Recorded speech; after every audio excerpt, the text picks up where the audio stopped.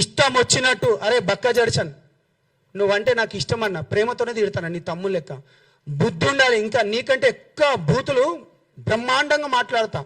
ఏం ఏం మాటలు మాట్లాడినారు వెదవా, చెక్కగాడు, లేకపోతే బుద్ధి ఉందా, తొక్కుతా అంటావు.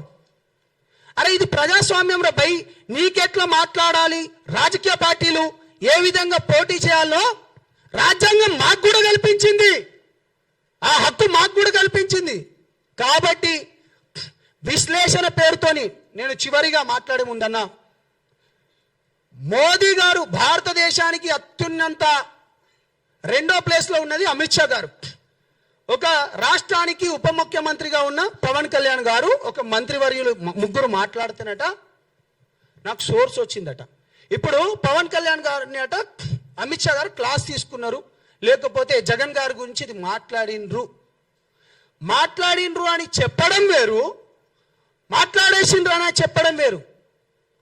నేనేమంటున్నా, నువ్వు ఆల్రెడీ జరిగిపోయిందని చెప్తున్నా. నువ్వు పెట్టాలిగా, నువ్వు ప్రొఫెసర్ నాగేశ్వరరావు రిటైర్డ్ కాబట్టి.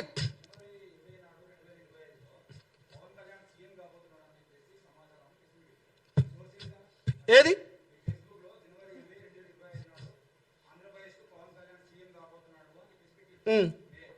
అవును,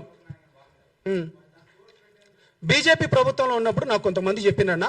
ఒక్క నిమిషం నేను అదే చెప్తున్నానా, ఒక్క నిమిషం. మీరు 100 అడగండి, 100కు 100 చెప్తా.